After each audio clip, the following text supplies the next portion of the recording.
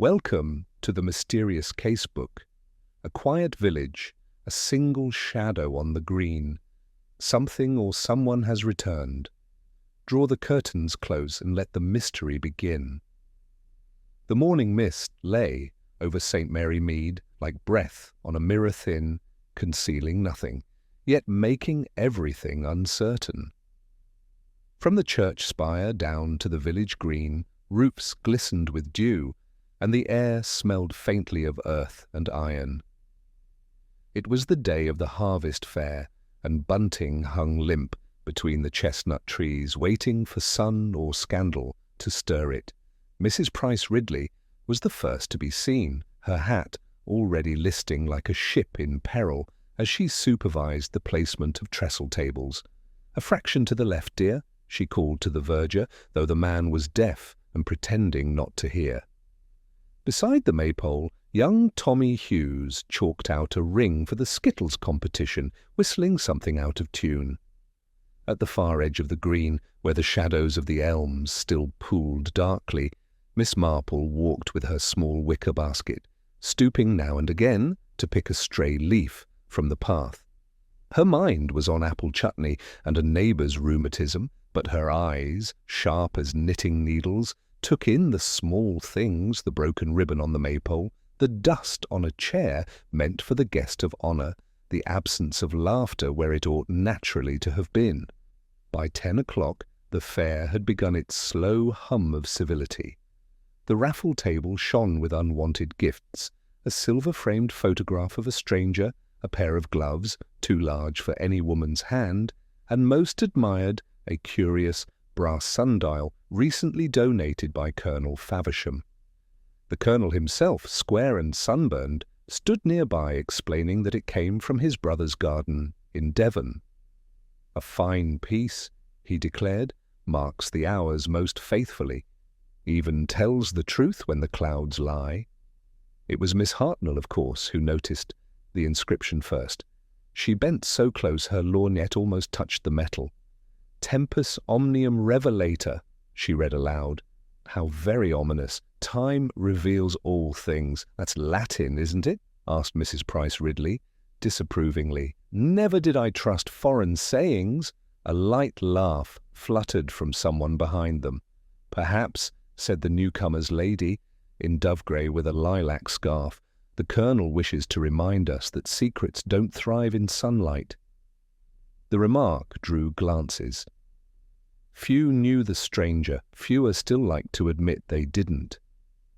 Colonel Faversham's expression tightened, and he muttered something about old friends of the family. By noon the brass sundial was the talk of the green.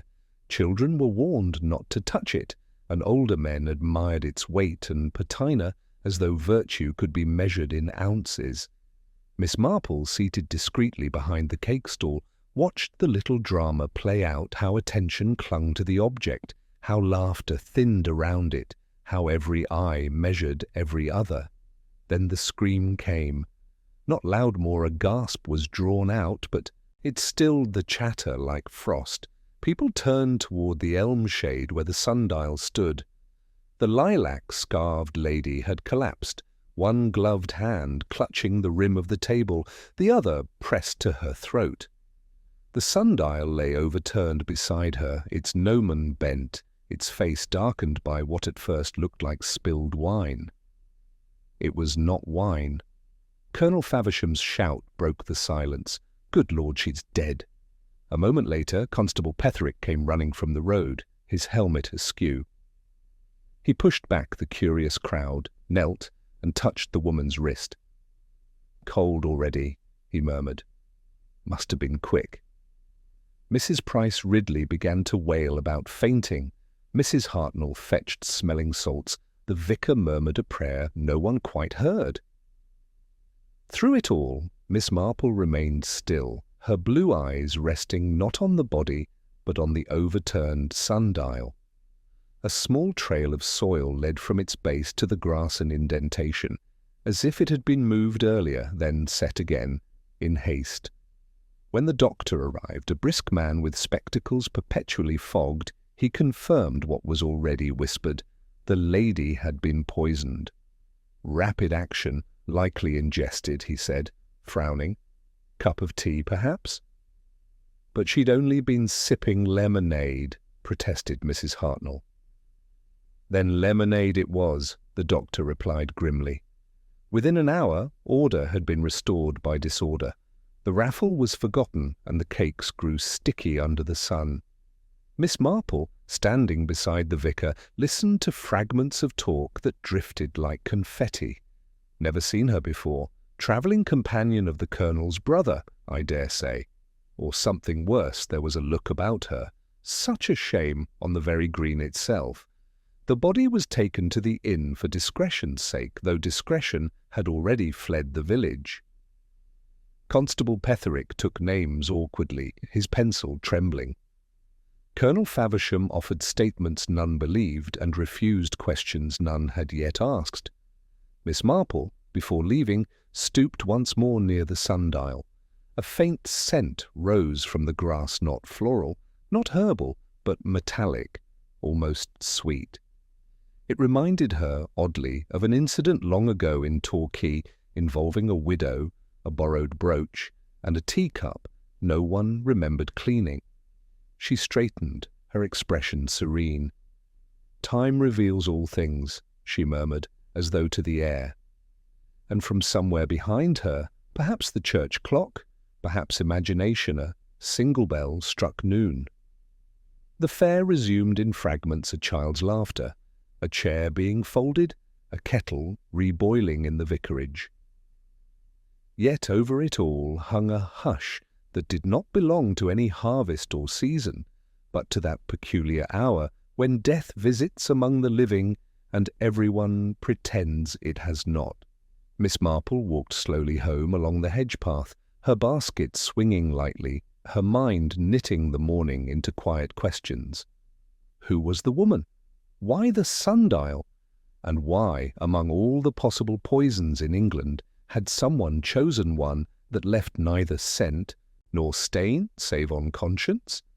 She paused at her gate, looking back toward the green where the bunting now stirred at last in the afternoon breeze, bright and pitiful above the place where a stranger had fallen. Time, she thought again, does reveal all things, though sometimes only after tea. She lifted the latch and stepped into the little front garden, where the pinks and lavender held the afternoon like a quiet breath. In the kitchen, the kettle, set earlier by habit, had not yet boiled. It began to murmur as she laid down her basket and reached for the teapot that had seen more confidence than the vicarage porch. Through the open window drifted a thin ribbon of sound, the squeak of a distant pulley, someone lowering the parish hall blinds against the sun. The fair went on because things did, but it had learned to move with smaller steps. A knock not urgent precisely, but hopeful, came at the back door. Miss Marple wiped her hands on a folded tea towel and opened it to find Mrs. Price Ridley already inside the threshold, breathless without appearing to breathe hard. "My dear Miss Marple," she began, in the tone of a magistrate offering sympathy, "I said to myself, Jane Marple will know the proper thing, and if she doesn't, at least she will know how it ought to have been done." "Do sit down," Miss Marple murmured, moving a chair to the table. "The proper thing there usually begins with tea." Mrs. Price Ridley sat, then hovered above the seat, for the pleasure of being coaxed to sit again. "You have heard, of course. One cannot help hearing," Miss Marple said, pouring. "Lemon, if you will, sugar, if deserved, the tiniest smile." "Oh, I never take sugar," Mrs. Price Ridley said, taking two. "It isn't the thing at my age. Now this woman, no one knows her. She came up to the sundial as if she had a right to it, and the Colonel, well, he looked extremely put out. There is a history there. Travel friends, he said. People have all sorts of friendships nowadays." "So I am told," said Miss Marple, setting a plate of thin biscuits between them. "You saw her take lemonade?" Mrs. Hartnell gave it her own clever silly self. The woman asked, mind you, just as if she had been told lemonade would be provided. And the jug-well, which belonged to the choir ladies, came from the parish kitchen. I cannot answer for what might be smuggled into church premises, but I can answer for Mrs. Hartnell's innocence, which is of the most exasperating kind. Miss Marple looked down at the teaspoon resting on the saucer, the silver catching a sliver of window light. The Colonel donated the sundial and made a speech about it. "Time tells the truth," he said, though his face, if I may be forgiven, looked more the sort that prefers time to keep its counsel. Mrs. Price Ridley bent nearer, lowering her voice to the height of scandal. "He went to Devon last month. Odd, don't you think? Alone. His brother is hardly hospitable. They parted badly over a lady's portrait, and a difference of opinion about varnish, so Mrs. Bantry told me, and yet the Colonel came home with this brass pagan thing as if he had been blessed by the bishop. I dislike sun worship." "The sun has so many admirers," Miss Marple said lightly. "I couldn't care less." They sipped. The kettle stuttered once and fell quiet. The house reclaimed its soft ticking clock, and the distant, resourceful clatter of village life after a misfortune. Miss Marple asked, as if it had only just occurred to her, whether the stranger had worn perfume. "Something lilacish," said Mrs. Price, Ridley promptly. "And gloves. Cheap. I know cheap gloves when I see them, and they apologize for themselves. Very tight on her fingers too, though I dare say that's fashion."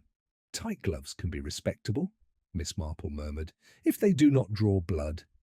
A small silence. Mrs. Price Ridley was not simple enough to miss a meaning, nor wise enough to pursue it. She rose. "Well, the constable will be needing guidance he cannot officially receive. I shall give it to him unofficially. You will be at the vicarage later?" Mrs. Clement thinks it best to gather quietly for discussion and reassurance. "How kind," said Miss Marple.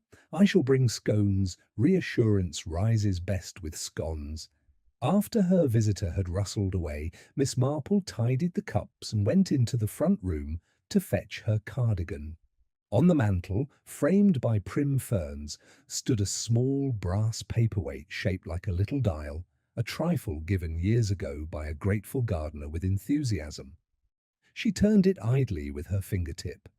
The motto, stamped round the edge, echoed that other inscription, "Truth arriving by degrees, as a shadow touches each hour." Brass was a faithful metal. She reflected it took polish with gratitude, and remembered every fingerprint until one rubbed properly. On the path to the vicarage she met Tommy Hughes, chalk still on his fingers. He tried to sidle past, then reconsidered and spoke in the act of passing. "Beg pardon, miss," he muttered, "but I never moved it. Not once." Mr. Petherick asked all round. "Moved what, Tommy dear?" "The dial. It was facing wrong this morning. Colonel said it must face due north. I marked it right when I set the skittles, and after church it was different again, like someone had spun it, only the ground was all neat. I wouldn't say it if it weren't true." "I believe you," Miss Marple said. "It is kind to tell the truth even when truth has no manners. Run along. Keep your chalk dry." He scurried off, relieved of an adult. She continued under elms that tossed their shadows like priestly sleeves. At the vicarage gate, voices made a restraint of themselves. Inside the sitting room, with the curtains half drawn against an inquisitive sun, Mrs. Clement poured tea with a steady hand, and Colonel Faversham stood by the unlit fireplace as if a portrait of his grandfather might yet inform him how to behave. Mrs. Hartnell was there, with a look of righteousness sharpened by fear. The doctor returned to repeat his opinion and correct. "It's slightly, not lemonade in particular," he conceded, "but something quick and soluble. Taken by mouth, there was a faint, very faint bitterness. I am sending samples on." "Bitterness," the Colonel said, as though agreeing with a sermon. "There is a great deal of it about—" Mrs. Clement gave him a kind look. "If you knew the lady, Colonel, it may comfort you to speak her name." He tugged his cuff. "Comfort is not the word.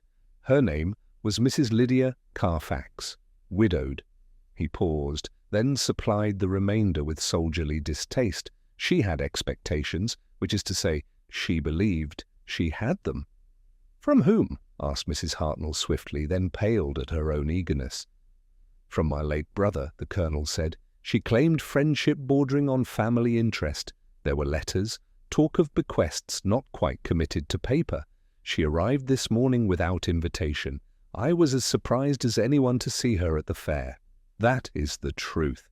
"Truth," murmured Miss Marple gently, "has many doors and only one hallway." The room arranged itself around the words. Constable Petherix, summoned, shy of carpets, stood at the threshold holding a notebook like a hymn book. "Beg pardon, Sir Mims. We've searched the parish kitchen and found nothing. There's talk that the lemonade jug was washed early, before the well before. By whom? No one says. And the sundial has a scratch, fresh, across the letters." "Vandalism," the Colonel said too quickly. "Children."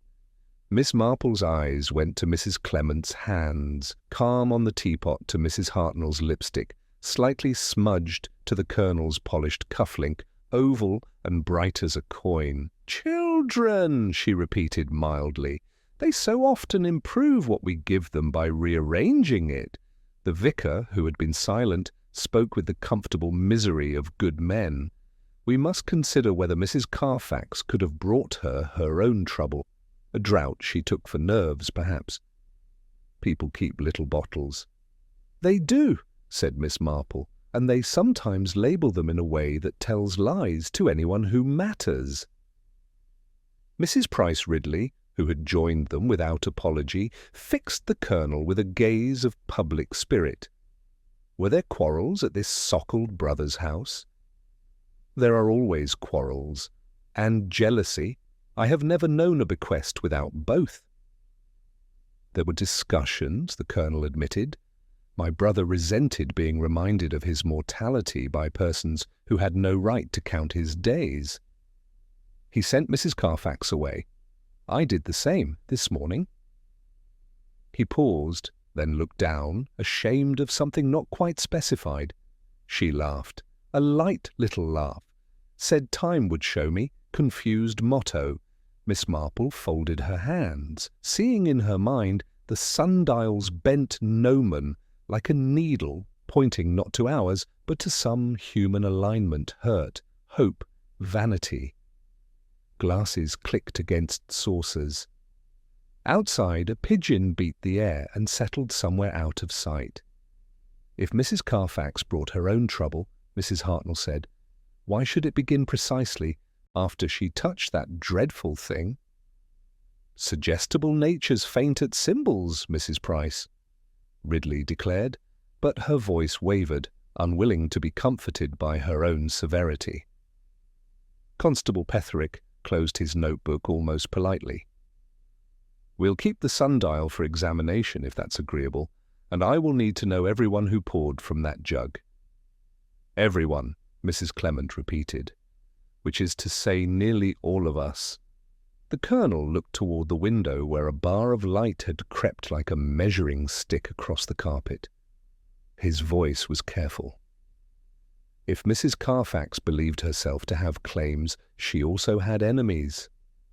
Hope makes an enemy of anyone who stands between you and what you wish for. Miss Marple glanced at the slow inching of light and thought of Tommy's chalk mark, first right, then wrong of gloves that apologized, and letters that promised of bitterness that could be tasted, and bitterness that could not. She looked up with a small, apologetic smile that gave nothing away, and said nothing at all. The silence in the vicarage seemed to last longer than the clock could account for. Miss Marple's quiet smile lingered only a moment before she reached for her gloves. The gesture, simple and habitual, broke the room's tension more effectively than any speech could. The Colonel looked grateful for movement, Mrs. Price, Ridley for an excuse to resume talking, and Constable Petherick for an opportunity to leave without appearing to flee. Outside, the sun had lowered, flattening the light into a mellow haze. The green was nearly empty now, bunting sagged. A few chairs remained abandoned like punctuation at the end of an unfinished sentence. Miss Marple paused at the gate. She had the feeling of being watched not from menace, but from curiosity. Indeed, the vicar's maid, Ellen, stood half-concealed behind the hydrangeas, her apron marked with flour. "Poor lady, miss," Ellen said softly when she realized she'd been seen. Didn't seem wicked, not like something that came here all painted, but she looked about. She did, before it happened, like she was searching faces for something lost. "Perhaps she found it," Miss Marple said, not unkindly. "Or perhaps someone found her." Ellen looked startled, crossed herself out of an instinct that wasn't quite religious, and disappeared round the side door. Miss Marple continued along the lane. The air smelled of damp bread and chrysanthemums. Near the post office, she met young Dr. Haydock's assistant, an earnest man whose trousers never quite met his shoes. He removed his hat respectfully.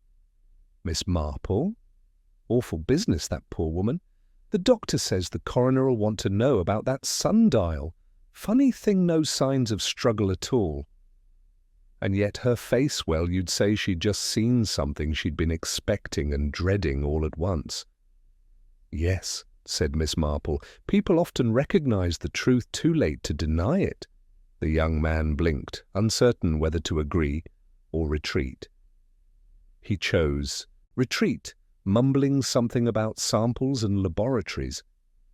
When he'd gone, Miss Marple turned into her garden, where a robin balanced on the handle of her spade, like a note of punctuation, correcting, but never severe. Inside, the evening paper lay untouched. It would, by morning, carry the bare bones of the thing death at village fair, lady collapses by sundial. She could almost see the paragraph forming. Local residents expressed shock. They always did. She made herself a light supper and sat by the hearth, knitting begun and forgotten. The stitches rose and fell in silence, her thoughts moving more carefully than her hands. Colonel Faversham's stiffness, Mrs. Hartnell's too ready sympathy, Mrs. Price, Ridley's eagerness to instruct the constable all fit their temperaments precisely, and yet the smallest details disobeyed the pattern. The Colonel's over-polished cuff-link the lemonade jug washed too soon the strange way the sundial's shadow pointed neither true north nor honest direction. At 8 o'clock, a knock came at the door. It was Mrs. Clement Atlas, breathless and apologetic. "I thought perhaps you might be sitting alone, dear Jane, and well, I could not abide my own thoughts." "Come in," Miss Marple said warmly. "Solitude is only comfortable until it begins to answer back." They sat together while the kettle murmured again. Mrs. Clement clasped her hands tightly. "The Colonel is distraught, though one wouldn't know it. He has gone to the police station. They are asking questions about letters found in the woman's bag. Love letters, apparently. Not from him, so he says, but signed with a single initial, F. Imagine in our little parish. Imagination is rarely the problem, Miss Marple said gently. It's the lack of it that causes harm. Mrs. Clement blinked. "You think he lied?" "I think," Miss Marple replied, "that people tell the truth as they see it, but eyesight, like morality, requires light." Mrs. Clement sighed.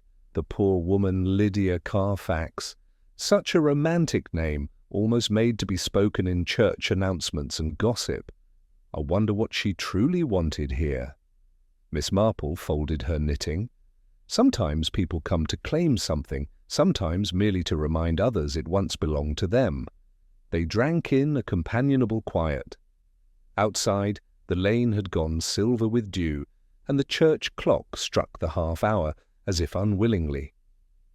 When Mrs. Clement had gone, Miss Marple tidied the cups and took a small brass tray from the shelf, a gift long ago from a curate's wife who cleaned everything to a mirror. She stared at her own reflection in it, distorted, shimmering, yet recognizably her. "Appearances," she murmured, "are so often the politest form of deceit." A A faint sound drew her attention to the gate creaking. She parted the curtains slightly.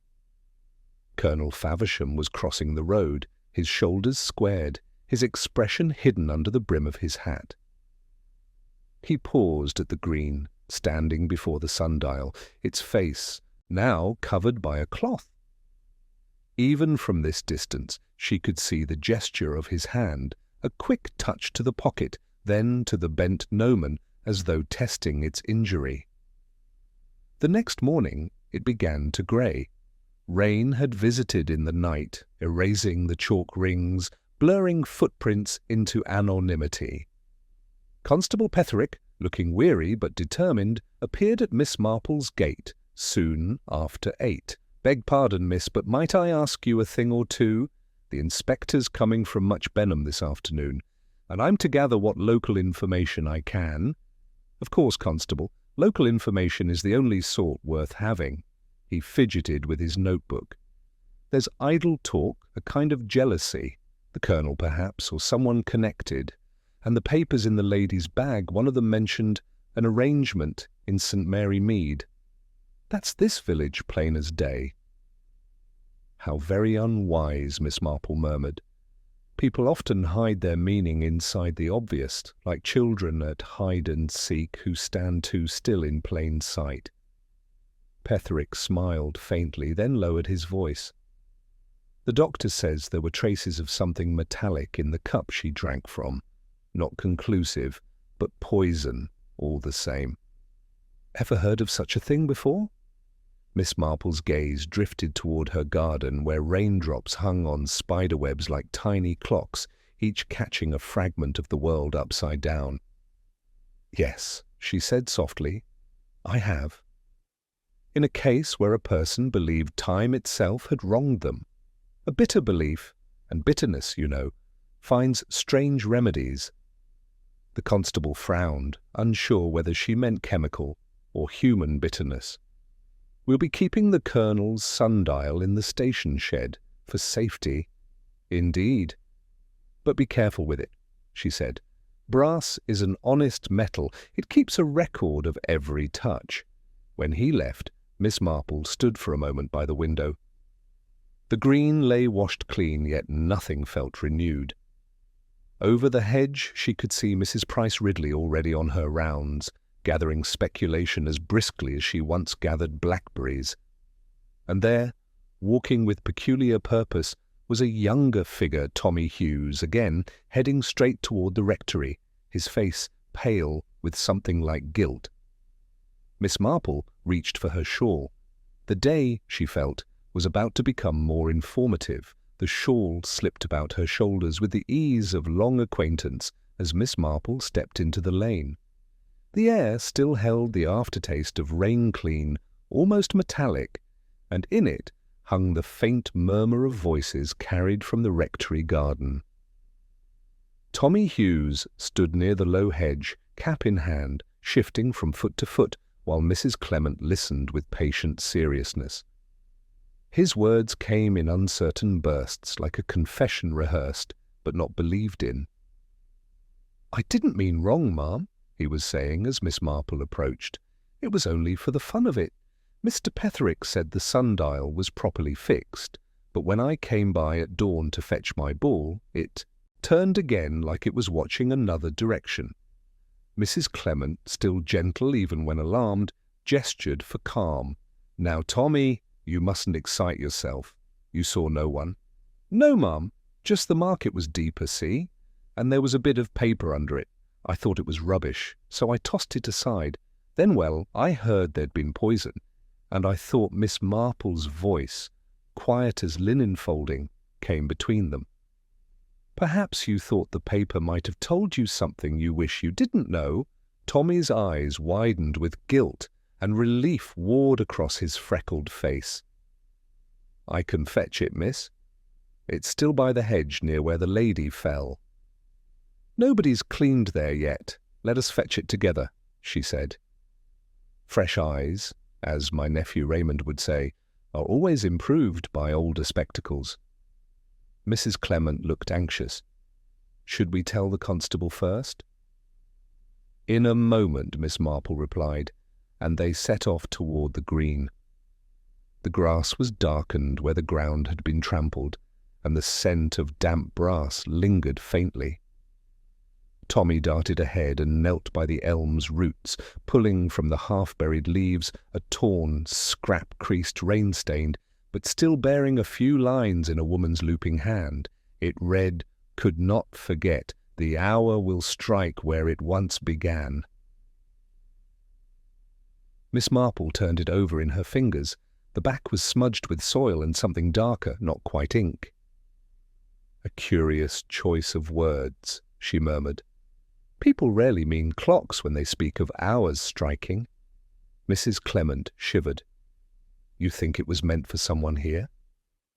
"I think," Miss Marple said, "it was meant to be found, though perhaps not by a boy, with a good heart and muddy shoes." They walked back toward the lane, Tommy keeping a respectful distance as if he had entered a place where time moved differently. Near the vicarage gate, Colonel Faversham appeared suddenly from the opposite path, his stick tapping too briskly for accident. His hat was at a defiant angle, his moustache immaculate, yet a thread of strain pulled tight behind the poise. "Miss Marple." "Mrs. Clement." He inclined his head curtly, then noticed the paper in her hand. "Ah, more relics of the fair?" "Only a message," Miss Marple said, holding it lightly between two fingers. "Someone who believed the past keeps better time than the present." He reached as though to take it, thought better, and adjusted his cuff instead. "I have spoken with Inspector Crail. He arrives this afternoon, full of ideas. Most of them are absurd. He seems to suspect that respectable people occasionally behave badly." Mrs. Clement smiled faintly. "It does happen, Colonel, not in my circle," he said flatly. "Mrs. Carfax was an unfortunate woman who lived by invention. She invented friendship, affection, and promises whatever suited her day's audience.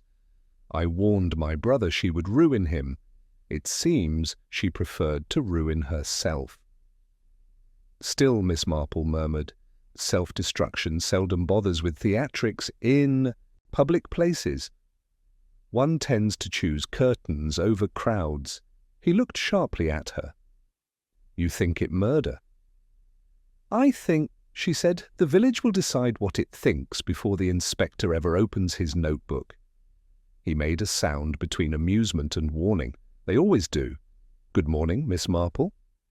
He strode away, tapping his stick hard enough to scatter a cluster of resting pigeons. Mrs. Clement sighed, watching him vanish round the bend. "He frightens people, though he never means to." "He frightens himself more," Miss Marple said quietly, "and frightened men remember selectively." By afternoon, gossip had replaced prayer as the parish's chief occupation. Mrs. Hartnell was certain she had seen Mrs. Carfax arrive on the early train, alone but carrying a parcel wrapped in blue silk. The postmistress remembered a letter addressed to F and marked "Private." Mr. Toms, the grocer, swore the Colonel's housekeeper had purchased 2 bottles of tonic water 3 days earlier, 1 empty, 1 missing. Everyone had seen something significant, and everyone contradicted everyone else. Miss Marple, meanwhile, spent the later hours tidying her parlour, which gave the impression of domesticity while permitting thought to wander. She recalled Mrs. Carfax's glove-skeep, tight and the faint scent of lilac that clung longer than one might expect. Scent was memory's accomplice. It lingered where words faded. Her doorbell chimed. Constable Petherick entered, damp from the continuing drizzle. "Inspector Crail's here now, miss. Sharp sort, likes facts neat. He's asked after you said you've local insight. I told him you mostly mind your own garden, but he said that's the best qualification there is." "How flattering," she said, fetching another cup. "Will he call?" "He will, soon as he's done with the Colonel. Bit of a sparring match, that one. Oh, and this paper you found." He nodded toward the folded scrap on her table. "May I?" She handed it over. He squinted at the writing. Poetic sort of thing. Hour striking and all. Doesn't seem criminal. Not a criminal, Miss Marple said softly. But sometimes poetry records what prose intends to forget. He looked at her, uncertain if she were joking. We'll hold it for the inspector. After he left, she went to the window again. Dusk had begun to settle, the village shrinking into silhouettes. Across the green she could just make out the colonel's figure returning from his interview, stiffer, heavier, as though the air itself resisted him. Behind him, faint and quick, came another shadow slipping along the hedgerow, Mrs. Hartnell, curiosity wrapped in a raincoat. At supper, Miss Marple's fire crackled. She listened to it as one listens to a story retold for the 100th time. The patterns of human behavior never varied much, only the props changed. Love, pride, fear, vanity have the same elements, arranged differently, each pretending to be unique. A sudden patter on the window drew her eye. Rain again persisted, almost personal. Through it, the lamp from the green glimmered faintly, casting the cloth-draped sundial in silhouette. The shape seemed to lean, accusatory, toward the vicarage. She rose, meaning only to draw the curtain. But as she did, she noticed something new. A flicker of light at the sundial's base, like a lantern quickly shaded. A figure bent there, motion deliberate, then vanished into the darkness toward the churchyard. Miss Marple stood very still. The village, outwardly asleep, had just drawn a quiet breath inward. The darkness held its breath. Miss Marple's eyes adjusted slowly to the blurred shapes beyond her window hedges like inked lines, the vicarage chimney faintly luminous against the rain-thick sky. The flicker had vanished, leaving behind the memory of motion rather than its evidence. She drew the curtain back just far enough to watch without being seen, her gaze fixed on the green where the shrouded sundial gleamed faintly under the lamplight. The village, so still in appearance, had always possessed a restless heart. Doors that seemed closed seldom were, and voices carried farther in rain. Somewhere, a latch clicked softly. Miss Marple noted it, as one notes a sentence whose meaning will come later. She slipped into her coat, found her small torch, and stepped outside. The air was cold and fine, grained. It smelled of soil and something faintly chemical. She crossed the lane noiselessly, her shoes sinking into the soft verge. At the green's edge, she paused. The sundial's cloth had been lifted, one corner wet and clinging. Beneath it, the brass plate shone clean, as though freshly wiped. She bent closer. A faint line no wider than a thread ran from the gnomон's base to the edge of the inscription. It was not a scratch this time, but a deliberate scoring, deep enough to catch the torchlight. Miss Marple straightened and looked toward the churchyard. A narrow beam of light appeared briefly among the stones, moving low, cautious. She followed at a distance, her step deliberate, as though she were merely a woman out for air after too much sitting. The light stopped by the lich gate, then dimmed. A match flared, quick, nervous, and in its glow she saw the edge of a raincoat, a hand trembling slightly, and the unmistakable gleam of spectacles. "Good evening, Inspector," she said softly. The light dropped. Inspector Crail emerged from the shadow, half startled, half irritated. "Miss Marple?" "What in the world? I might ask the same," she replied. "You appeared to be examining the moral condition of the sundial after dark." He gave a brief, embarrassed laugh. "Just checking whether anyone had returned to the scene. I had word that some foolboy was poking about here earlier." "That would be Tommy Hughes," she said.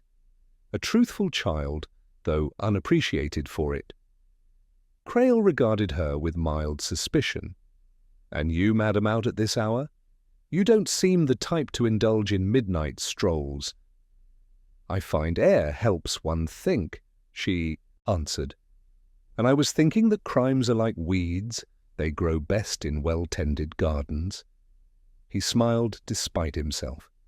"If that's a metaphor for St. Mary Mead, you've the gift of understatement." "I've questioned the Colonel. He's all wounded dignity and clipped denials, claims the sundial's worth nothing yet he tried to keep it from us. There's history there." "There usually is," Miss Marple murmured. "History prefers brass it doesn't rot." Crail gave a grunt. "There's talk the woman, Mrs. Carfax, once hinted she'd married secretly. No record of it, of course. Still enough to frighten a man of position if her letters suggested impropriety." "Did they?" "They suggested a need," he said. "And need is a dangerous sentiment in a clever woman." They walked slowly back across the green. Rain tapped at the lamp-post and pooled in silver threads along the path. Miss Marple noted the inspector's careful stride, his avoidance of the darker patches of ground. "You've been here before," she said gently. 20 years ago," he admitted. "A theft at the vicarage. Came to nothing. You remember everything, don't you? Only the things people prefer are forgotten." At her gate, Crail hesitated. "One more thing, Miss Marple. That boy, the one you mentioned, says the sundial turned between sunrise and noon. Could be fancy, but it's peculiar. You've a reputation for seeing patterns where the rest of us see coincidence. What do you make of it?" She smiled faintly. "If one believes the sundial moved itself, one must believe time took sides. That seems unlikely. More often someone with an unsteady conscience tries to turn back a shadow." He nodded, perhaps not understanding but feeling the truth of it. "Good night, Miss Marple." When he'd gone, she stood for a moment under the dripping eaves. In her garden, raindrops gathered on the rose leaves like secrets waiting to be told. The faint scent of lilac still clung to the hedge fainter now, almost imagined. Inside, she placed her wet torch upon the mantel and drew the curtain fully. The cloth at the sundial's corner still fluttered, pale against the dark. She took out her knitting, but found her hands disinclined to their rhythm. Instead, she considered the faces of the day, the Colonel's irritation, Mrs. Price Ridley's zeal, Mrs. Hartnell's observant silence. Each had something to protect reputation, affection, truth, or the illusion of it. In the morning, the gossip arrived earlier than post. Mrs. Hartnell appeared with a sense of mission and an umbrella more for emphasis than weather.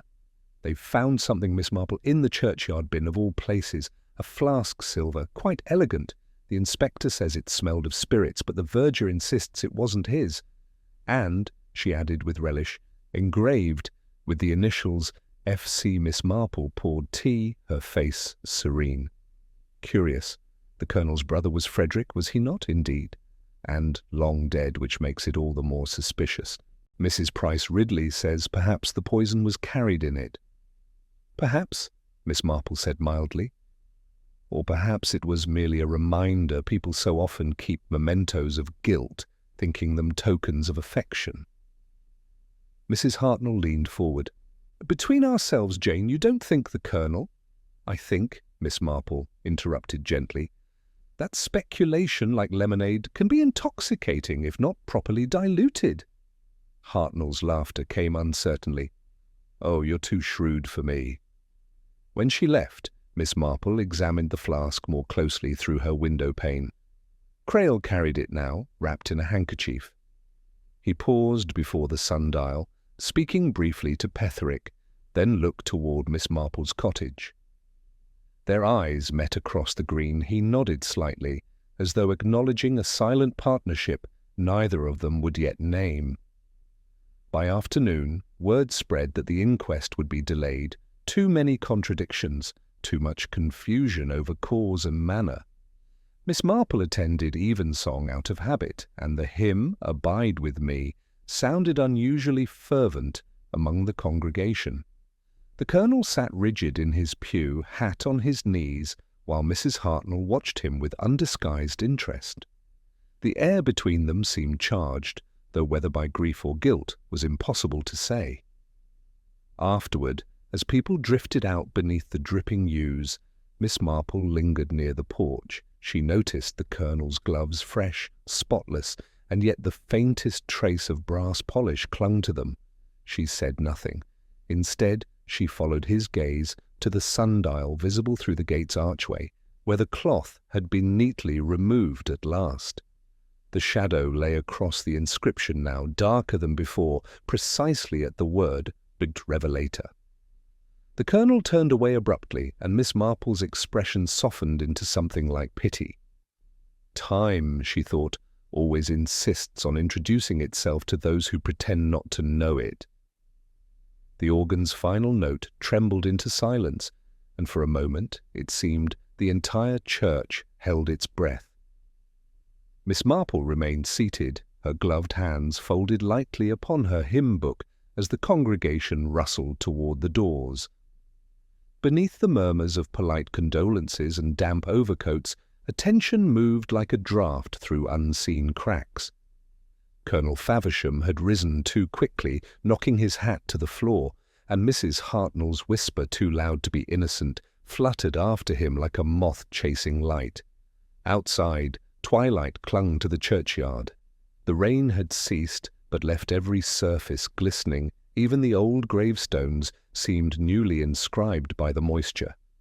The sundial stood beyond the gate, uncovered now, its shadow long and thin across the wet grass. Miss Marple followed the small procession of villagers out, pausing by the lichened wall as Mrs. Clement joined her. "He looks ill," Mrs. Clement murmured, glancing after the Colonel's retreating back. "Pale as paper. It's a wonder he came at all. Habit can be stronger than nerves," Miss Marple said. "One learns to worship publicly even when privately terrified." Mrs. Clement blinked at the phrasing but said nothing. They walked a few paces together. The path was slick, bordered by flowers flattened by rain. Behind them a few voices lingered, the inspector's among them, low and deliberate. "Miss Marple," Crail called softly as he caught up. "Forgive me, I've just come from the Colonel's house. He claims someone's been in his study. Drawers disturbed, a photograph missing. Photographs disappear more often than truth," she said mildly. "What sort was it?" He frowned. "A woman. Framed in silver, apparently. He wouldn't name her, saying it was of no consequence." "Then it's of great consequence," Miss Marple replied. "Men only dismiss what hurts or tempts them." Crail gave her a brief look, half admiration, half irritation. "You've a way of making deduction sound like embroidery. The maid swears she saw Mrs. Carfax in the Colonel's garden 2 evenings before the fair. They quarrelled, though she couldn't hear words. He insists she's mistaken." "Memory can be both servant and liar," Miss Marple said, "especially when fear pays the wages." They had reached the gate. The green stretched ahead in damp twilight, the sundial gleaming faintly under the lamplight. Crail stopped beside it, studying the darkened groove along its edge. "You see this mark?" he said. "We think it's acid. Someone tried to erase the inscription. Tempus omnium revelator, time reveals all things." "Odd choice of vandalism, don't you think?" Miss Marple tilted her head. "Perhaps not. Some truths resist polishing." The inspector turned toward her, rain dripping from his hat brim. "Do you believe this was all about blackmail, Miss Marple? Letters, inheritance, revenge, or something simpler?" "Simple motives often choose complicated disguises," she said. "Theatrical people call it costume, the rest of us call it respectability." A small sound interrupted the hurried slap of footsteps across wet ground. Tommy Hughes appeared from the lane, his face pale, and his cap crushed in one hand. "Beg pardon, sir," he gasped, looking from the inspector to Miss Marple, "but I saw light again, by the Colonel's shed this time. It looked like a lantern. Then it went out suddenly."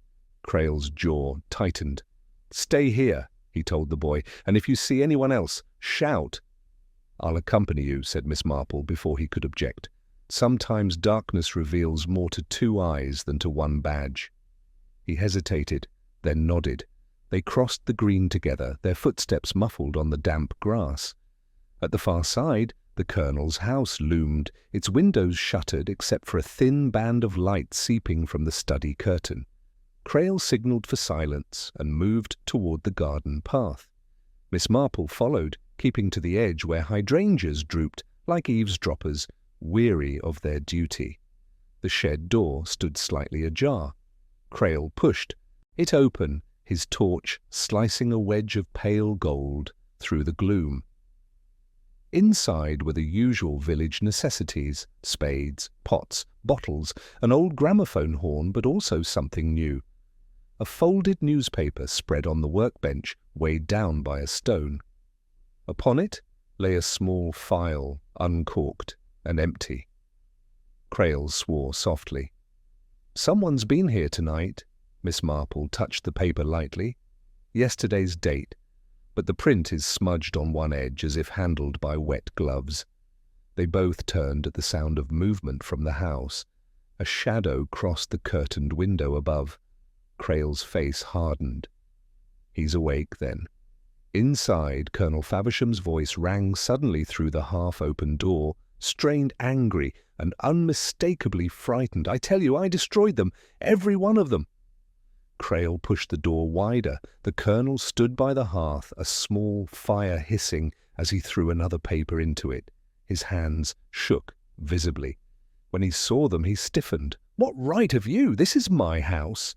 "Inspector Crail," said Miss Marple, gently, "and a friend who dislikes fire used improperly. Paper burns so willingly, doesn't it?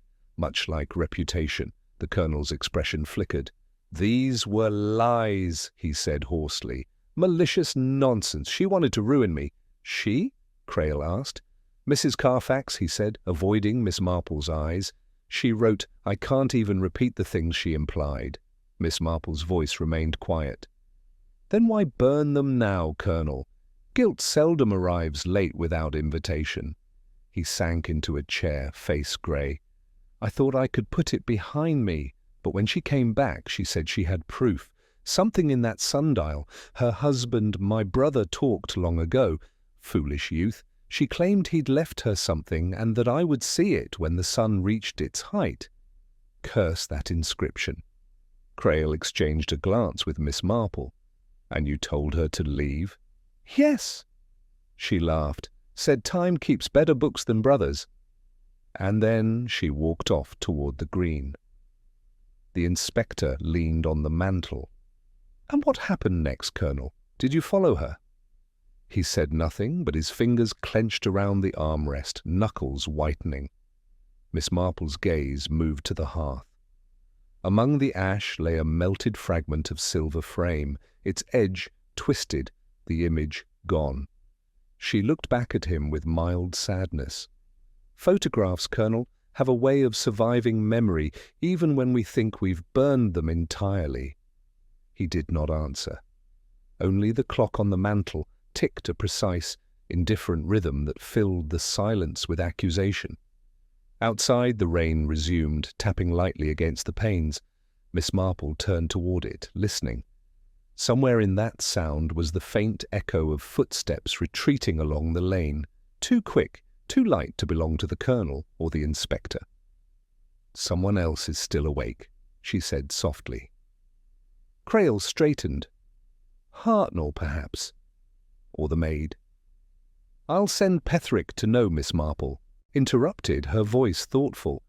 "This isn't a watcher. It's someone walking toward their own trouble." The sound faded into the dark lane like a signature written in haste. Inspector Crail crossed to the door, his boots heavy on the parquet, but Miss Marple placed a hand lightly on his sleeve. "Hurry, and you will frighten truth back into its hiding place," she said, her tone not commanding yet somehow obeyed. Together they stepped into the night, the drizzle softening to a fine mist that veiled the lamps. The lane curved past the churchyard, and there, half seen through the drifting rain, they caught the brief glimmer of a figure in motion. A woman's shape, perhaps, moving quickly toward the vicarage, head bent, shawl clutched close. Crail raised his torch. "Who's there?" The beam cut across ivy and stone, but found only emptiness. The gate ahead creaked, swinging as if someone had just passed through. "Strange," Crail muttered. "I could swear perhaps someone sworn prefers the shadows," Miss Marple said gently. "They often do when duty or guilt calls at the same hour." They reached the vicarage gate. The door was slightly ajar, a thin glow seeping from the sitting room. Inside, Mrs. Clement was awake, her Bible open on her lap, though her eyes were on the window. She started when they entered. "Inspector!"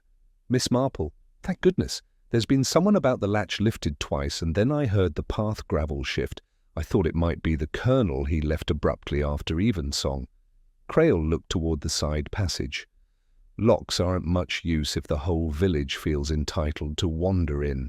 Miss Marple's glance fell upon the tea tray beside Mrs. Clement.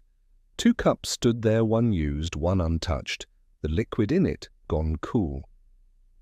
"Expecting company?" "Only Mrs. Hartnell," said Mrs. Clement. "She stopped by after service, all flutter and sympathy. Said she couldn't sleep thinking of poor Mrs. Carfax. She left in a hurry when someone knocked at her own door. It must have been 10 minutes ago." Crail straightened. "And who else might be visiting at this hour?" Mrs. Clement hesitated. "Her nephew, perhaps." "He's been staying with her since his posting ended, Mr. Alan Hartnell. He came home from Ceylon, I believe. Charming boy, if a little restless." "Restlessness can be inconvenient near poison bottles," Crail said. Miss Marple's expression remained serene. "He brought back certain souvenirs. I expect young men often do. Some that belong in memory, others best forgotten in customs." The inspector grunted. "I'll call them both." "Wait until morning," Miss Marple advised. "Truth spoken after midnight tends to wear its dressing gown." He studied her face, saw the mild finality there, and sighed. "You have a way of making patience sound like strategy." "It often is," she said. When he had gone, Miss Marple lingered a moment beside Mrs. Clement. The vicar's wife looked frail in the lamplight, her hands tight around her cup. "I don't like it, Jane. There's malice in the air, something ugly. As though the village itself were whispering lies just to hear them spoken." "Whispering is a safer pastime than confessing," Miss Marple said softly. "But both accomplish much the same." She took her leave, walking back through the damp hush. The mist was thinning now, revealing the dark outline of the sundial across the green. The shadow had vanished with the sun, yet its absence seemed somehow more eloquent. She paused, feeling that curious, familiar tingle of a puzzle turning in its sleep. At her gate stood young Tommy Hughes, soaked to the knees and holding a paper-wrapped parcel.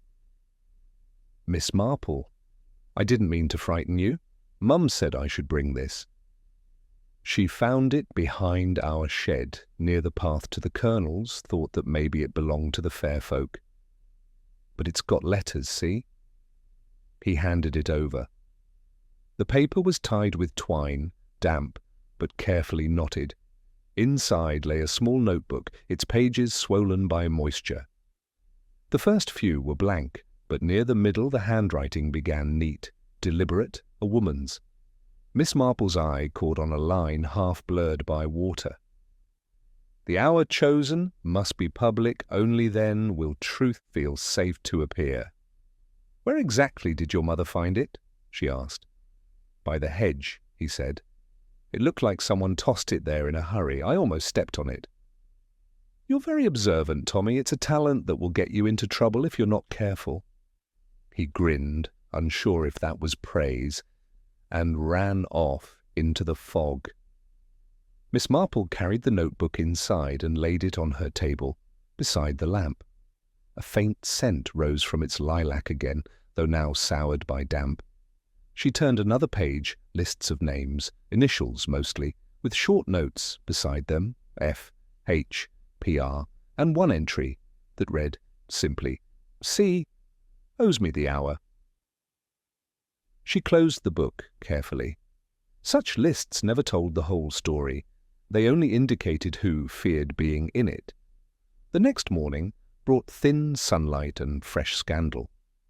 Mrs. Hartnell's maid came breathlessly to Miss Marple's door, eyes bright with gossip, poorly disguised as distress. "Oh, ma'am, the inspector's there now. They say her nephew's gone missing. His bed did not sleep in, his valise half packed, and her crying fit to drown the cat. She says he's innocent of anything, but the inspector found a train ticket in his coat returned to London, dated yesterday. Miss Marple fetched her shawl. There's no harm in travelling, my dear, only in timing." When she arrived at the Hartnell house, the front garden was crowded with onlookers pretending to admire the chrysanthemums. Inside, Inspector Crail stood by the mantel, the missing nephew's photograph in hand. Mrs. Hartnell, pale and trembling, dabbed her eyes with a lace handkerchief. "He was so gentle," she said. "A little wild, yes, but never cruel. He was with me the entire evening except when he stepped out for air." "Oh, why must everything look worse than it is?" "Because," Miss Marple said kindly, "life so rarely troubles to arrange its innocence attractively." Crail's eyes narrowed. "He's gone, and someone helped him. The question is who and why." "The notebook you brought me," tapped his pocket, mentions only initials, but one matches his. "I'd call that more than coincidence." Miss Marple glanced at the mantel clock. The hands stood at 12 precisely, though the hour was nearer 9. Someone had wound it wrong, or perhaps not wound it at all. "You see," she said absently, "time does play favourites after all." "Meaning what?" Crail asked. "Meaning that when people tamper with clocks," she replied, "they're usually trying to change more than the hour." Outside, a cart rattled by, the wheels striking puddles like punctuation marks in a sentence half finished. Miss Marple looked out through the lace curtain. The green lay quiet, yet her eyes found the sundialist shadow invisible in the morning brightness, its face innocent as ever. "Inspector," she said softly, "you might ask Mrs. Hartnell where her nephew kept his correspondence, and whether she ever borrowed his ink." Crail turned to her, puzzled. "Ink? What's that to do with poison?" "Everything," Miss Marple said, her voice gentle but firm. "Ink preserves what people most wish to erase." Mrs. Hartnell gasped faintly, clutching her handkerchief. Outside, a bell tolled from the church towers low, deliberate and unmistakably premature. Miss Marple's gaze lifted toward it, her expression unreadable, as though she alone understood what message the hour had chosen to strike. The bell's final toll hung in the air like a reprimand. Miss Marple's eyes remained on the tower, though her thoughts were elsewhere, on the curious precision of mistakes, on clocks that insisted upon lying even while they kept perfect rhythm. Beside her, Mrs. Hartnell had begun to weep with the loud, theatrical desolation of one who wishes to be overheard. Inspector Crail, meanwhile, had grown very still. "Too early," he said, glancing at his watch. "The bell should strike on the quarter, not the hour. I'll have a word with the verger." Miss Marple's voice was mild. "Perhaps do, Inspector. People who ring wrong hours often know more about the right ones than they admit." He frowned, uncertain if he was being teased.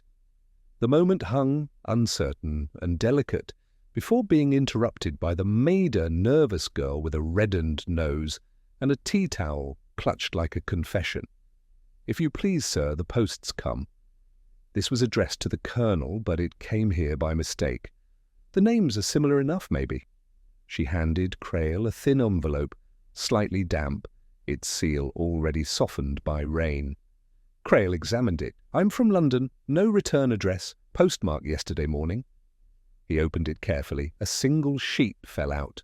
On it, in the same looping hand Miss Marple had seen in the notebook, were 4 words, "Time strikes for all." Mrs. Hartnell gasped. "It's her writing! I saw it once, On a note to the choir committee, Mrs. Carfax's hand, sure as sin, Creel's expression darkened, posted before her death then, some sort of threat or message. Or invitation, Miss Marple murmured. One must decide which fits the company. He slipped the note into his pocket. Either way, the handwriting confirms she intended to meet someone that day. Likely the Colonel, or perhaps someone else who owed her an hour, Miss Marple said. The dead rarely write alone, Inspector. He gave her a look that hovered between respect and unease. You have a habit of making the impossible sound reasonable, Miss Marple. Only because the possible so often behaves badly, she replied. They left Mrs. Hartnell to her lamentations and stepped outside. The morning light had grown stronger, washing the green in thin silver. The sundial gleamed across the way, its shadow finally distinct again, a blade laid clean upon the brass. Miss Marple noticed something new. The faint outline of a handprint near the inscription, as though someone had leaned there recently, pressing fingers into damp metal. Fingerprints? Creel asked when she mentioned it. We've tried nothing before. Polished away. Polished things always remember, she said softly. They only pretend to forget. They crossed toward the church, where the verger, a stooped man with an air of perpetual apology, was just emerging from the porch. Creel hailed him. "Why the bell, Mr. Hollis? It's rung out of turn." The verger looked confused. "Did it, sir? I wound it properly last night, only the rope's been handled. I found it out of place just now. Thought maybe the choir boys were practicing mischief." "Mischief," Miss Marple repeated, tasting the word. "A kind that prefers height and quiet, perhaps." Hollis blinked at her, puzzled, then shuffled off, muttering about locks and warnings. Creel turned to her. "You think someone signalled with the bell?" "Or marked an hour, Inspector. There are people who feel safer when time obeys them." He gave a short laugh. "You make murder sound like superstition." "It sometimes is," she said. "A very domestic superstition that if one erases what was done, one needn't answer for it." Before he could reply, a figure appeared on the path from the vicarage, Mrs. Clement, breathless and pink-cheeked, a shawl thrown hastily about her shoulders. "Inspector, Miss Marple, you must come quickly. The Colonel, he's collapsed in his study." They hurried back across the lane. Inside the house, the air smelled faintly of smoke and polish. The Colonel lay slumped in his armchair, his skin waxed. A small glass rested beside him, the dregs of some tonic glinting within. Creel bent over him, then exhaled sharply. Alive, but barely. "Get the doctor." Miss Marple's eyes had gone to the desk. The drawer stood open, and within it, half hidden beneath a blotter, lay a folded handkerchief streaked faintly with brass-coloured residue. She touched it lightly, her expression unreadable. "Poison?" Creel asked. "Perhaps remorse," she said. "They look much alike at first." The doctor arrived with a flurry of urgency and professional irritation. He examined the Colonel, muttering about heart strain and nerves. "He'll live, if rest means anything to him." "What's this? Smells like digitalis, but overdone. Foolish man." Creel straightened. "You think it's self-administered?" "I think," said the doctor dryly, "that men of pride rarely ask for help until they're past hearing it." Miss Marple followed Creel into the hall. The inspector rubbed his forehead. "If he dies, we lose the only man who might have told us the truth." "There are other ways truth confesses," she said. "Letters, bells, the things people tidy too well." He looked at her sharply. "You mean the sundial?" "Not the sundial, Inspector. What stands beneath it?"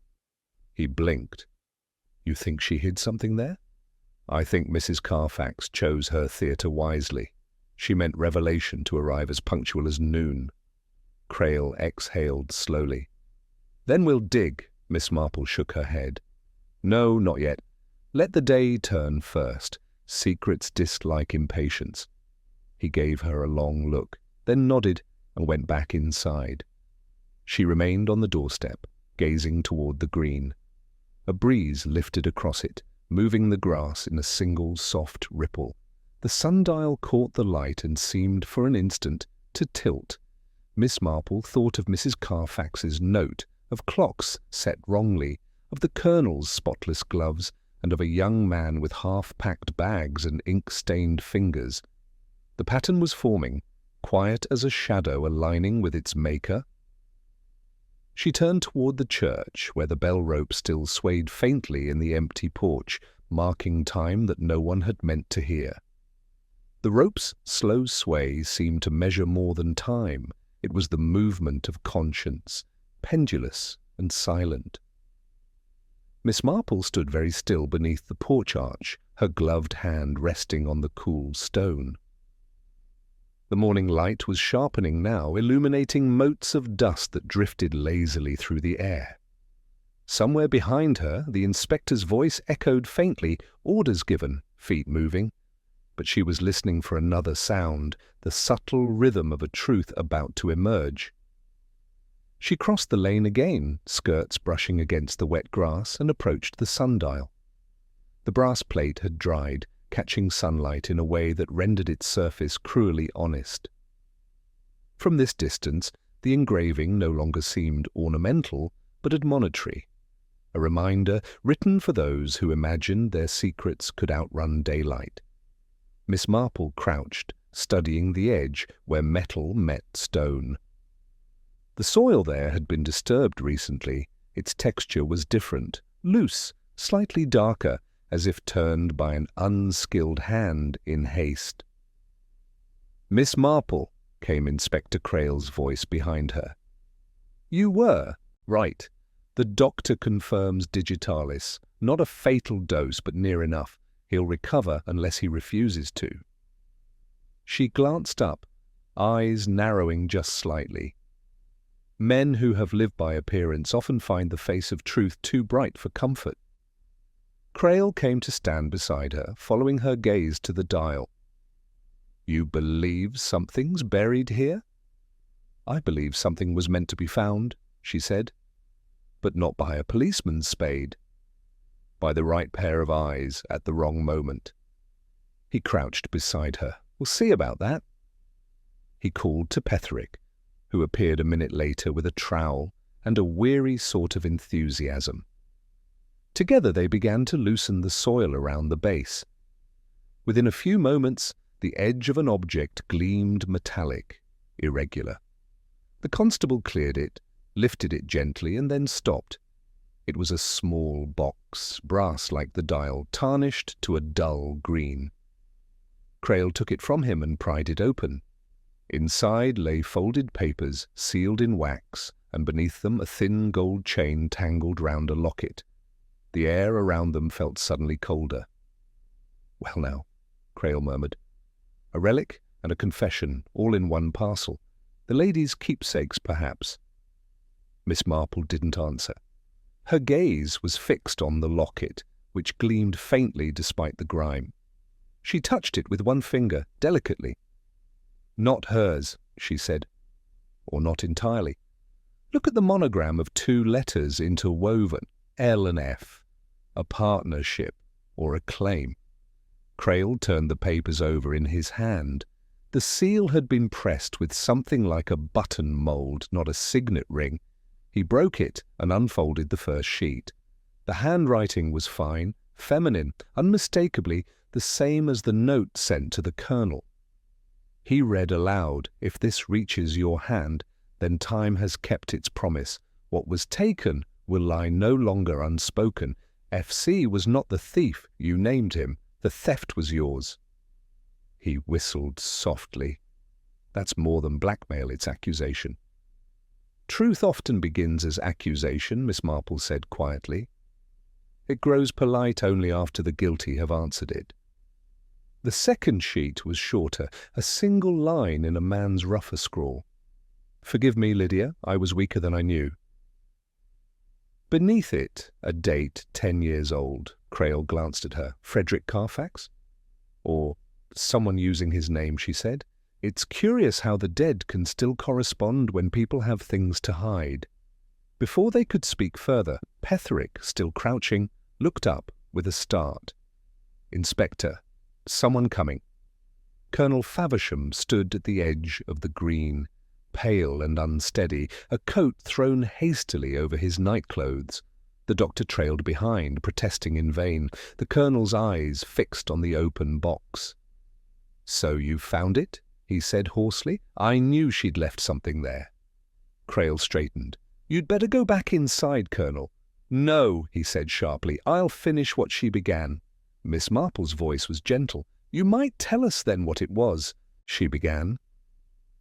The Colonel drew a breath that shuddered on its way out. "She wanted to clear my brother's name.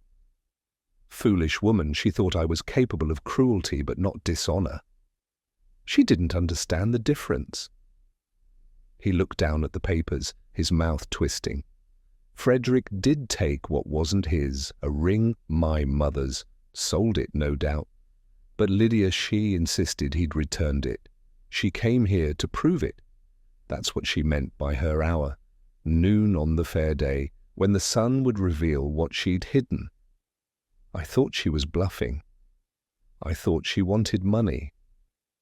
"And so you brought the sundial from Devon," Miss Marple said softly, "to keep her from proving otherwise."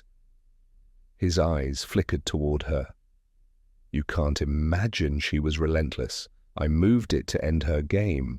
I thought if I controlled the place, the hour, then time itself, would obey you," Miss Marple finished. The Colonel gave a weary, almost childish laugh. "She said I'd die with the truth on my doorstep. Perhaps she meant this?" Crail folded the papers carefully. "Whatever she meant, Colonel, she's beyond explaining it. You'll have to do that yourself." But before he could reply, a movement drew their attention.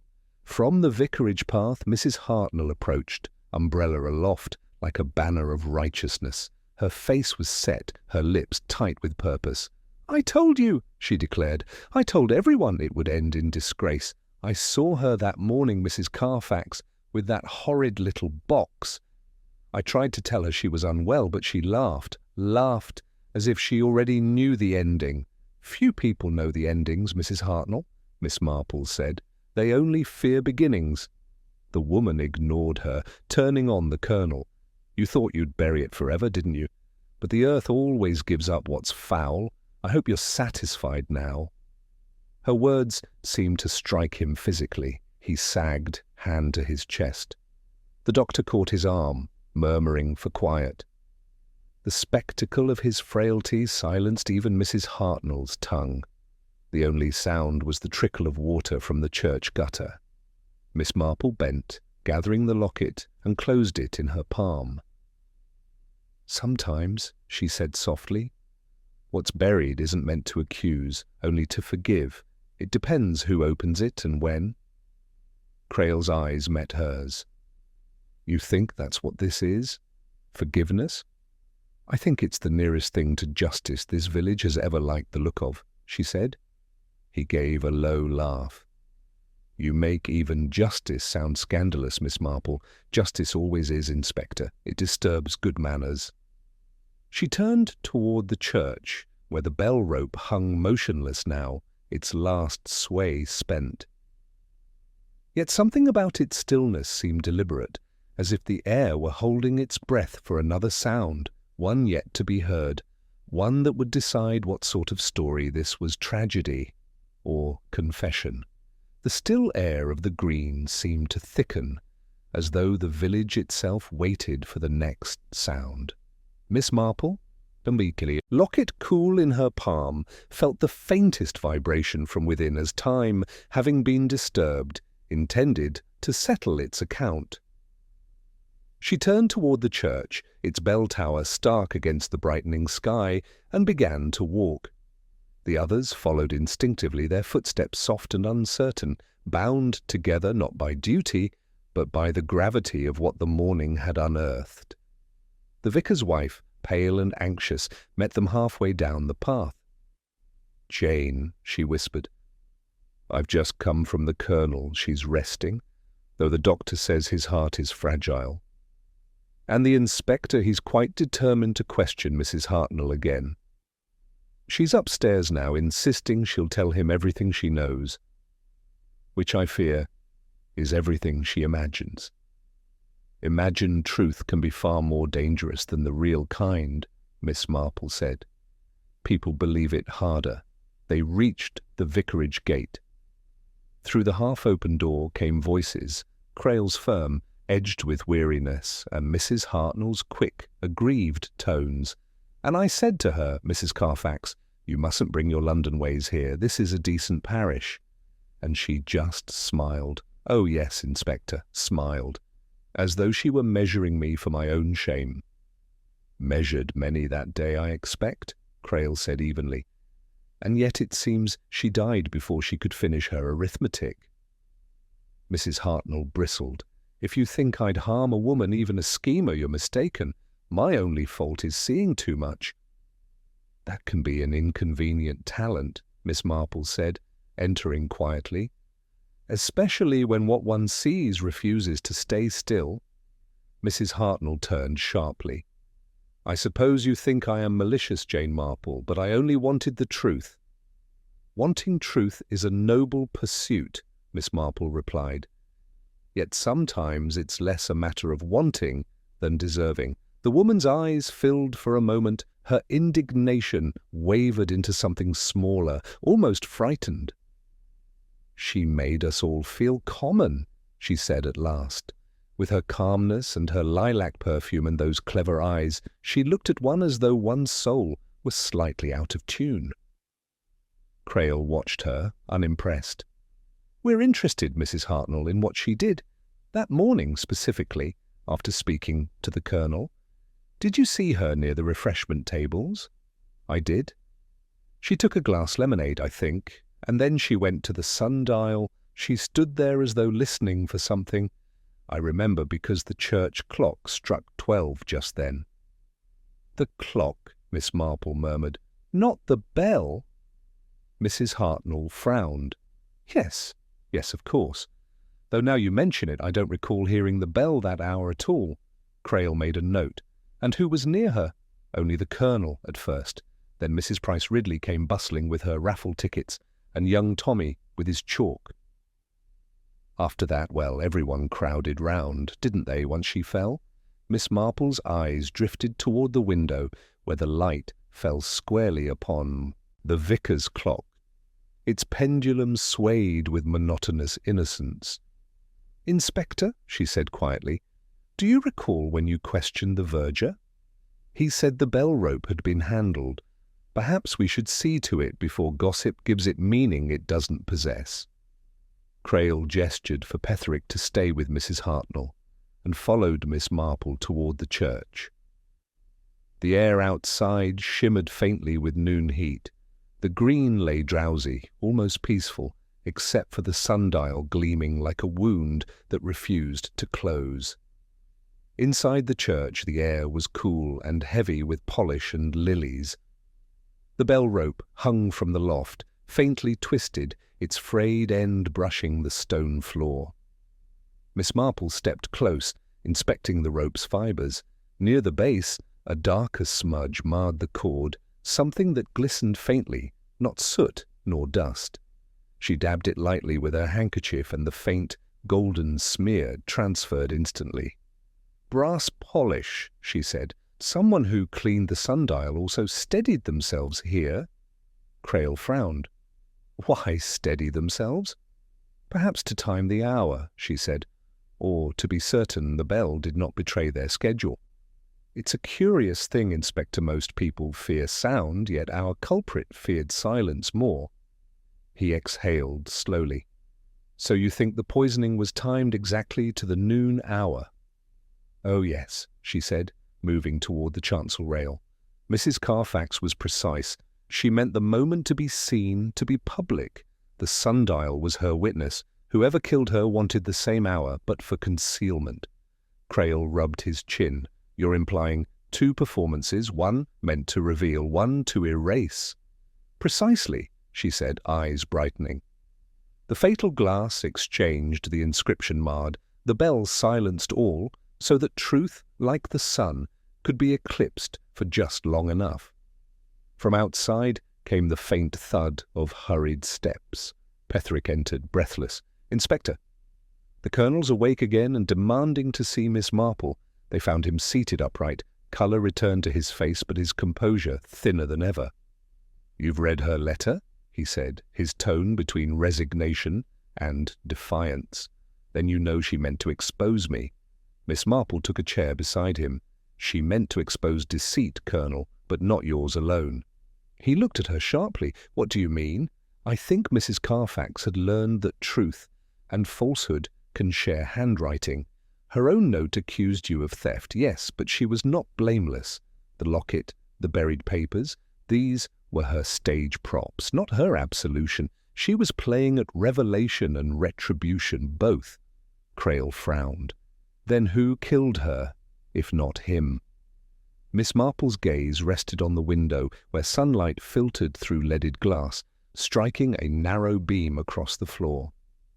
Someone who feared what that revelation would cost them. Someone who handled brass, silenced bells, and poured lemonade with steady hands. The colonel paled. "Hartnell?" She shook her head. "No, Mrs. Hartnell lacks the imagination, but her nephew, Mr. Alan Hartnell, had both opportunity and polish under his nails. He vanished before dawn, which is very nearly a confession. Yet I suspect he left something behind, something written." Crail turned toward her, eyes narrowing. "You think of the ink again?" "Yes," she said. "Ink reveals more than blood when used by clever people. We shall see whose truth it recorded." Outside, the bell tolled again, this time correctly. Once, deep and deliberate. Miss Marple looked toward the sound, her expression unreadable, as though counting not the chime itself, but what followed it. The faint echo of footsteps retreating toward the railway. The rhythm of guilt setting its own clock. The bell's echo lingered like a thought no one wished to finish. Miss Marple stood by the window of the colonel's study, her expression as calm as if she were merely choosing the right wool for a winter cardigan. Outside, the green lay washed clean by sun, children already reclaiming it for their games, the scandal temporarily at bay. But the village air still trembled faintly like water after a stone had sunk beneath. Inspector Crail entered quietly, hat in hand.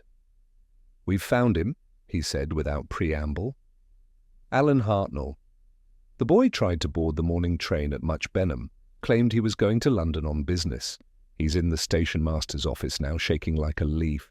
I'd say guilt, but he swears it's nerves." Miss Marple nodded slowly. "Nerves are merely guilt's polite cousin, Inspector. They often visit together." Crail hesitated. "I'd like you to come." "He keeps asking for you, oddly enough." "I dare say he thinks I'll believe him," she said, reaching for her gloves. "And perhaps I shall, though not quite in the way he hopes." The station at Much Benham was nearly empty when they arrived. Sunlight poured through the high windows, catching dust in solemn motion. Alan Hartnell sat on a bench beside a luggage trolley, his coat collar turned up, his eyes fixed on nothing. He looked younger than his 20-some years, the brittle arrogance of safety stripped away, leaving something naked and confused beneath. When Miss Marple entered, he rose at once. "I didn't kill her," he blurted. "Whatever they say, I didn't." "Then perhaps," she said gently, "you might tell us what you did. The truth is less troublesome when it's given freely." He swallowed. "She came to me 2 days before the fair. Said she knew things about my uncle, about my father's dealings years ago. She said she wanted justice, not money. But people who say that usually mean both. She had that little notebook I saw my name in. I told her I'd destroy it if she ever came near the house again." "Yet you didn't," Miss Marple said softly. "You're not made for destruction, Mr. Hartnell. Too sensitive for it." He looked startled. You make it sound almost kind." "It isn't," she replied. "It's merely observation." Crail leaned forward. "You handled the sundial, didn't you? The polish on your hands, the residue under your nails matches the mark on the rope in the belfry." Alan's lips trembled. "I only cleaned it.